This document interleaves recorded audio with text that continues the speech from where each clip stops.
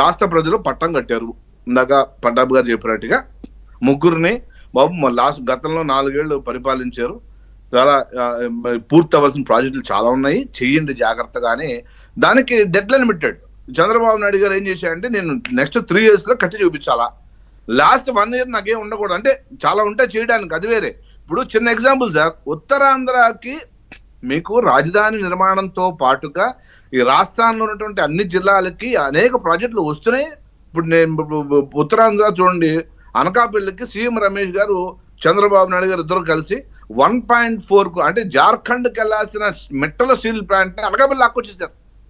ఇవాళ ఢిల్లీలో times of ఇండియాలో వేసాడండి పెద్ద ఆర్టికల్, జార్ఖండ్కి వెళ్ళాల్సిన ప్రాజెక్ట్ ఆంధ్రప్రదేశ్కి వెళ్ళిపోతుంది ఆర్సిల్ మెట్టల్ది 1.4 lakh crore ప్రాజెక్ట్ అని.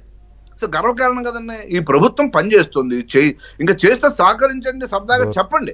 సద్విమర్శకి గఫూర్ గారు చేసినా, పద్మశ్రీ గారు చేసినా, ఎవరు చేసినా, మీరు చేసినా యాక్సెప్టెడ్. చంద్రబాబు గారు ఏదో కక్షలు కార్పణాలు పెట్టుకునే మనిషి కాదు. ఎవరన్నా ఇగో ఇది కాదండి ఇది చెయ్యండి అంటే చేస్తాడు, ఆలోచిస్తాడు. ఆయన ఎక్స్పీరియన్స్ కాబట్టే ఇవాళ ఎన్ని దెబ్బలు తినొచ్చి ఇవాళ రాష్ట్రానికి దారిలో పెట్టాలా, గాడిలో పెట్టాలా, రాష్ట్రానికి ముందు తీసుకెళ్లాలా, ఇంకా ఏం చేయాలా, ఏం ప్రాజెక్టులు తేవాలా, ఆయన దగ్గర మొత్తం సిస్టమ్ ఉంది.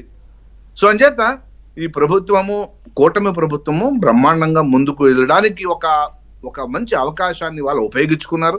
పొగడ్తలేం కాదండి, చెప్పుకున్నారు వాళ్ళు, అంతే ఉన్నది అన్నట్టు చెప్పారు, మాట్లాడారు. దాంట్లో పొగడ్తే ఉందండి. మనకు నచ్చకపోతే వాళ్ళిద్దరూ మాట్లాడిన పొగడ్తగా కనబడుద్ది.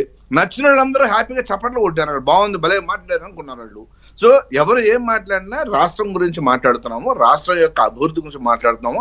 ఏ విధంగా పద్మశ్రీ గారు ఒప్పుకున్నారు, మన ఫరూక్ గారు రాజకీయాల్లో పొగుడుకోవడం ఎంతసేపు, తిట్టుకోవడం ఎంతసేపు లేబ్బా. ఇప్పుడు అవి సాధారణం. కానీ రాష్ట్రం ముందుకెళ్ళి ఏ విధంగా ముందుకు తీసుకెళ్ళడం కోసమే ఇంకా ఏం అది ఇంపార్టెంట్. కరెక్ట్.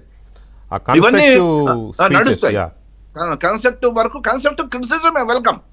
ఎస్, ఇంకా ఈ ప్రాజెక్ట్ వస్తే బాగుండేది అని చెప్పండి. ఎస్, అది కూడా పెడదాం, దాంట్లో పెద్ద విషయం ఉంది. అంచేత ఇప్పుడు విమర్శించడానికి ఏం దొరకలేదు కాబట్టి ఏం దొరకాలా, ఏం చూడాలంటే ఆ కోడిగుడ్డు దొరకలేదు, అక్కడ ఏకలు దొరకలేదు.